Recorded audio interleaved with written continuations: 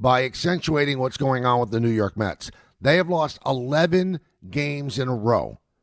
They can't score. Their offense is abysmal. They got great pitching yesterday till Devin Williams blew it in the ninth inning, giving up a hit to Michael Conforto to drive in a run to tie the game. And then the Mets ended up losing in the 10th inning. Nico Horner drove in the winning run from third base against Craig Kimbrell, and that's it. So the Mets have lost 11 in a row in April. And the only team to lose 11 in a row in April and make the playoffs, the New York Giants back in 1951. Now, I am not giving up on the Mets right now, but one little note I want to give you. So we looked it up. James Smythe, who does all the research for me in the booth on Yes, he's one of the great, brilliant baseball minds I've ever come across. He's great. And I said, have the Yankees ever had that long of a losing streak? The last time the Yankees had a double-digit losing streak, so that's 10 games or more. You know what it was? Do you know what it was? 1913. 1913. And the Yankees were a bad team then. They were only 10 years old. Their franchise started in 1903, so that was obviously before Babe Ruth, before Yankee Stadium, all those things. That's the last time they had a double-digit losing streak.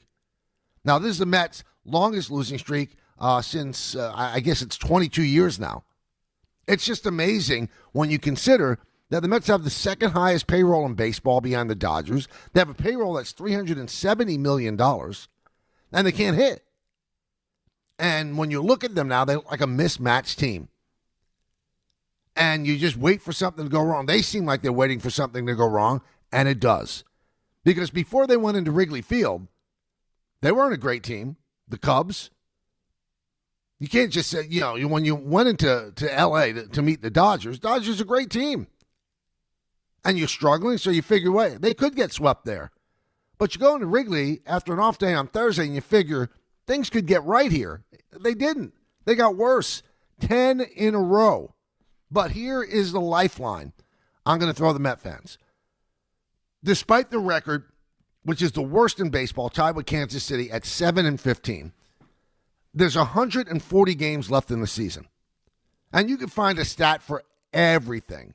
We go back to 1951, last time a team lost 11 in a row and made the playoffs. But that was a different world. There are 3 wild cards now. So let's say 140 games remaining. And if out of those 140 games, they won 80 of them, they go 80-60, which is not an outrageous rate, especially for a team that, Vegas, in all their simulations, thought was going to be a really good team, maybe a 93-win team. If they win 80 of the 140 games, so they go 80-60,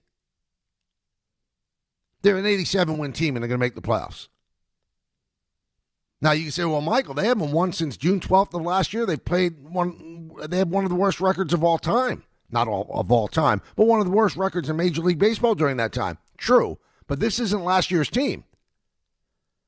Now, you can say the Yankees had the same thing happen to them. You can say, well, they're running it back. Well, and if they started off this poorly, you can say, well, maybe it's just not a good team.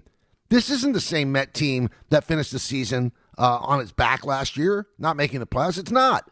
It's completely different. Now, the thing you have to worry about, maybe David Stearns did everything wrong in putting this team together. But one other caveat before we bury the Mets. Juan Soto has missed 14 games. They're 3-11, so they won the first 3 games after he went down with the calf injury, and now they've lost 11 straight. He's expected back sometime during this homestand. And if he comes back and the Mets turn things around right away, I'm going to let you in on a little secret, which is kind of weird that you'd ever think about it. He might be underpaid. And as strange as it sounds, and as strange as the money that the Mets gave him and that the Yankees offered him, and people were rolling their eyes and, oh my God, that's unbelievable. How could they do that? He is underpaid. When Kyle Tucker's making $60 million a year, and he's not near the player that Juan Soto is, Juan Soto's underpaid. But that's beside the point. We're not even getting to Soto on this. Here's the lifeline I'm going to throw to the Met fans. Their next 9 games are against the Twins, who are 11-11, started off well, but they've come back down to earth. And I told you, I think it was last week, I said, before you get nervous about anything, remember one thing. It's so early that the Twins have the best record in baseball, and they're not the best team in baseball. They had the best record in the American League at that time. And now they're coming back down to earth. 11-11. So that's the first 3 teams that come into Citi Field. Then the Rockies come in, 9-13. And then the Nats come in at 10-12. This is where you turn it around. So at this point, I don't think Mendoza's job is in jeopardy. First of all, I don't think it's his fault. Mendoza doesn't not hit with runners in scoring position. It's the players that don't hit. Now, you could question the strategy. Why did he pitch to Horner? Why didn't he walk him to set up a double play in the 10th inning?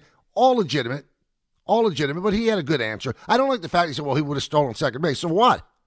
That doesn't matter. But there were good hitters coming up after him. So you're going to have to get somebody out. And they couldn't get out Horner. But these 9 games are going to decide whether or not Carlos Mendoza keeps his job. Because if you do poorly in these 9 games, you're going to have to throw the fans something. And the thing that you're going to throw the fans is Carlos Mendoza. Again, I don't think he's the issue. I think the composition of the team might be the issue, and not having Soto might be the issue. But those are 9 games where things have to start going right. If they go 6-3, okay, you take a little bit of a deep breath. All of a sudden, that would make them 13-18. Still not perfect. And I heard what Chris Carlin just said with Dan Grosso. I think Dan said you really need to go 7-2. 7-2 is heavy lifting, even against bad teams. 7-2 is heavy lifting. I'll take 6-3, and you take it from there. You get your team closer to what it should be. You get back Juan Soto. And then you see exactly where you are at that moment. But things cannot be worse. Devin Williams blew the save yesterday on the heels of an absolutely terrible performance that he had in a non-save situation against the Dodgers. My concern with Devin Williams, a lot of his game is mental. And I think that when he opened last season with the Yankees and got booed at Yankee Stadium in Game 1 against Milwaukee, which they ended up winning, and he held on, but he was getting booed because he made it really nerve-wracking, I think that sets him back. So you hope that now he's not in a headspace where he goes, oh, here we go again. But you look at this team, and the problem is not the pitching, although Senga again struggled, and David Peterson didn't start yesterday, but he came in as the bulk guy and actually pitched quite well. It wasn't about the pitching. The Nets have lost 11 straight, and you know the run differential? They've been outscored 62-19. 62-19. So in baseball, they are 30th in on-base percentage, 29th in slugging, and 29th in OPS. That's pitiful. That's your issue.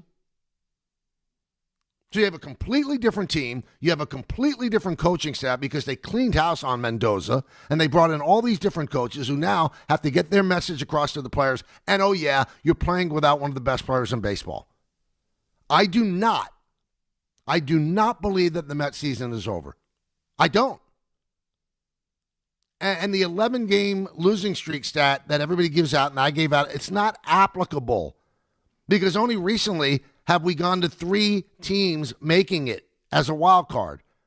There's plenty of open space for the Mets to make it. I still don't believe in the Braves. The Phillies are off to a terrible start as well. So there's an opening for the Mets to make it. There's an opening for them to turn it around. But if they don't do well in these 9 games where maybe they go 3-6, then you're going to see Mendoza get fired. Early, yes. But they're going to have to throw something to the masses. They just are. Wouldn't it be unbelievable if Steve Cohen flexed a little George Steinbrenner DNA and brought back Buck Showalter? I don't think he'd do it. I mean, David Stearns didn't have the decency to even talk to Showalter before he fired him. Supposedly there was a phone call after it, but never talked to him before he fired him. How would he know whether or not he's a good enough manager? If Carlos Mendoza is not the right manager, and I don't believe that to be true, that's on David Stearns. That's his hand-picked manager. He came in, got rid of Buck Showalter without even talking to him, and interviewed a load of people, and Carlos Mendoza was his choice. So if Carlos Mendoza turns out to be not the right manager, it's on David Stearns. This roster is on David Stearns. I mean, your best offensive player is the guy who was your offense yesterday, MJ Melendez? I mean, really? That's what you have? And the Mets scored one run against the Cubs' fifth starter, Javier Assad. That's their fifth starter. They couldn't score any runs. This team is tight. They've got to loosen things up. All right, it's time for you, the co-host, 1-800-919-3776. Now, before I go to the phones, I want to remind Knicks fans that it is playoff time. And ESPN New York is taking over the streets. Oh, yeah. Join us for a live Game 2 pregame block party outside the Garden at Plaza 33. That's today starting at 3 p.m. Don, Hahn, and Rosenberg broadcasting live, talking Knicks, breaking it all down, getting you ready for tip-off. It's your city, your team, so come be part of it. And I guess it's a new thing when the Knicks win a game in the playoffs. They take over 7th Avenue. I don't get it. It's one game. You got to win 16. You should be able to beat the Hawks. I picked the Knicks in 5 in the series. You're going to close streets the first game of the first series? Have fun, I guess. And again, I don't know if it's a lot of people, but there's a subset of New York sports fans that really make you sick. Joining us right now on Shine Time, baseball columnist, insider for the Post, the co-host of the show, my guy, the great John Heyman. John, how are you? I'm good. How are you, Adam? Oh, I'm doing wonderful. Absolutely wonderful. And listen, you heard my rant right there. I want to first and foremost get your reaction to what you've seen. I read your piece in the Post today on everything that we saw yesterday. Is it the manager? Is it the GM? Is it the owner? Is it the players? What have you seen during this 11-game losing streak for the Mets? Well, nobody gets a gold star, but, even yesterday, I think it was a mixed bag for Mendoza. He made the right move, starting Myers and then coming in with Peterson, held the Cubs down. Could you argue that they should have, even though it was a righty, Williams pitching to a lefty, Bush, that it would be better to pitch to Bush than Horner? I could see that case. I agree with Mendoza. He would have just stolen second. Could have been a messier situation. Williams doesn't throw a ton of strikes, even though he is a talented closer. You could argue that he made a mistake there, but that's not their number one issue. I think the mistakes, generally the big ones, were made above Mendoza at the front office level. I do think that generally the general managers have a bigger imprint on teams than managers do. And in this case, we're talking about a team that not only has lost 11 games in a row, they've been outscored something like 62-20, something like 3-1. The other team has scored 3 times the number of runs. So right now, this is not look like a very talented team. Doesn't look like a well-constructed roster. And obviously the Soto injury, that's obviously a negative. But, all of the beliefs that they had early seem to be falling flat, that Semien would bounce back offensively, that Williams and Weaver would do better with the Mets than they did with the Yankees, not that anybody could play in New York, but that the adjustment wasn't going to be this enormous. There just seem to be a lot of front office decisions that seem to be falling flat at this moment. And generally, the general manager has a bigger imprint on a team than the manager. And right now, I would say that David Stearns is the main culprit for what's gone on so far. All right, well, I love that. And you really, at this stage, for you, for me, for a fan, you kind of have to zero in and hone in on a take there. And I know you're in the lab as we speak, working on a column for the New York Post and the California Post for tomorrow on the 11 miscalculations that the Mets have made. Can you take us through that and give us a little taste on what we should expect in the Post tomorrow? Yeah, one thing I would say is, reliability is a bigger factor than they counted on.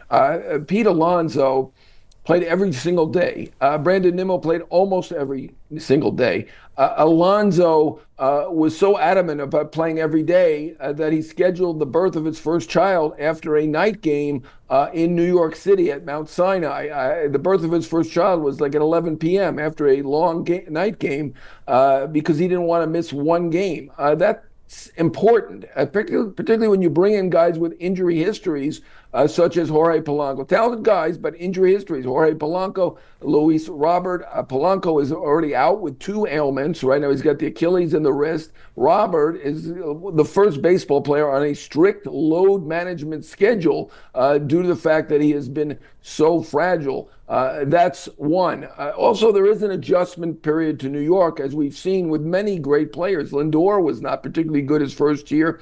Alomar, Hall of Famer, not great his first year. By Eric, the list goes on and on. So when you're giving Bo Bichette, who is a star player, has been very clutch in his career, a deal where he can opt out after 1 year, the Mets may get 3 or 4 months of, not really the best of Bo Bichette until he heats up late, and then he's able to opt out. And in that opt out, it's not giving up money. He actually gets a $5 million bonus for leaving.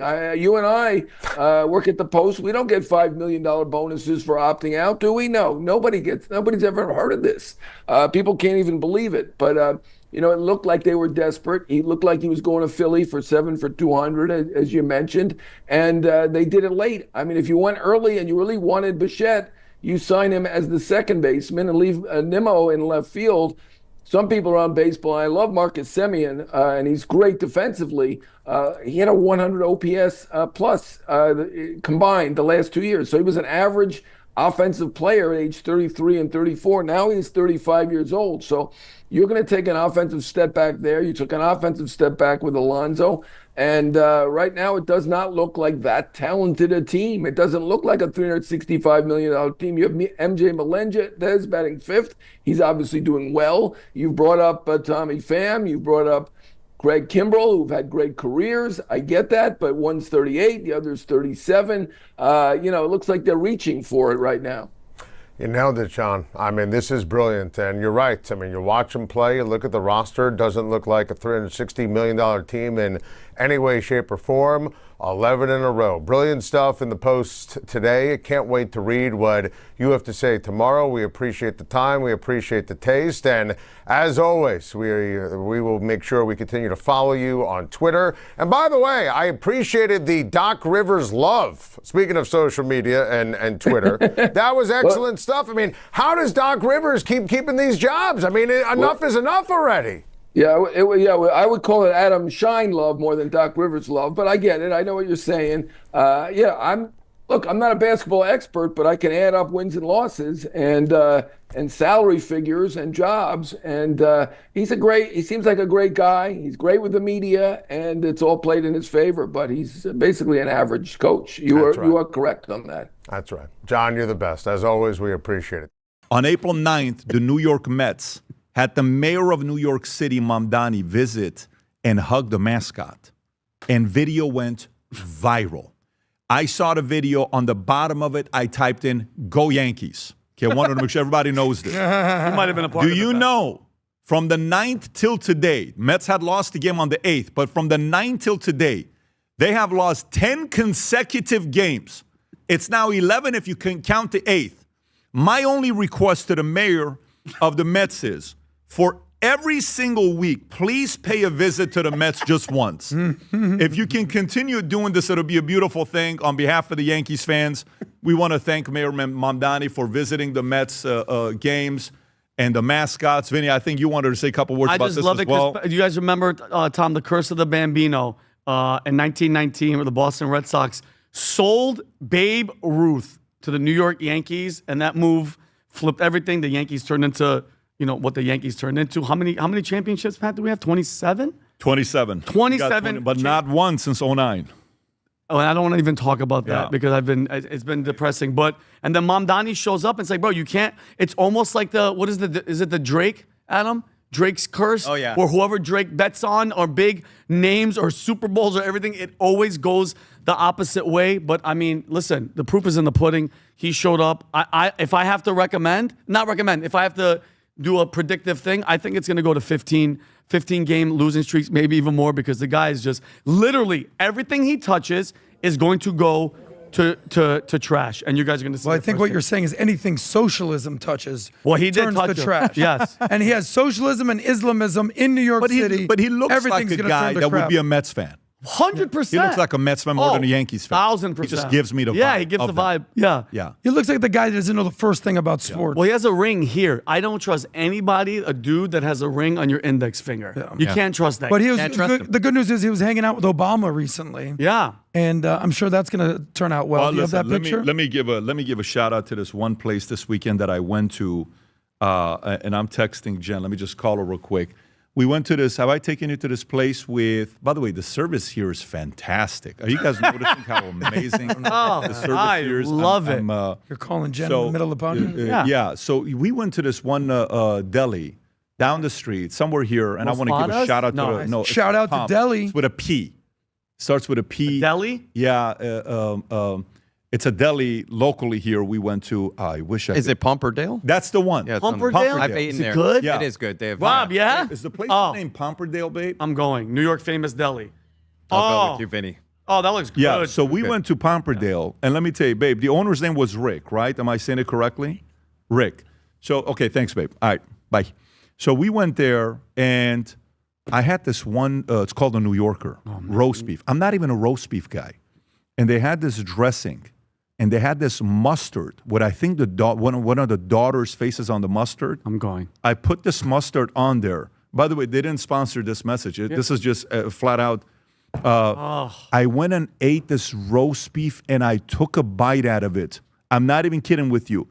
Even with my torn ACL, I ran a 4:30-40. It was like I became He-Man. Yeah. All of a sudden, I felt like I was a whole different human being. But guess what? Yeah.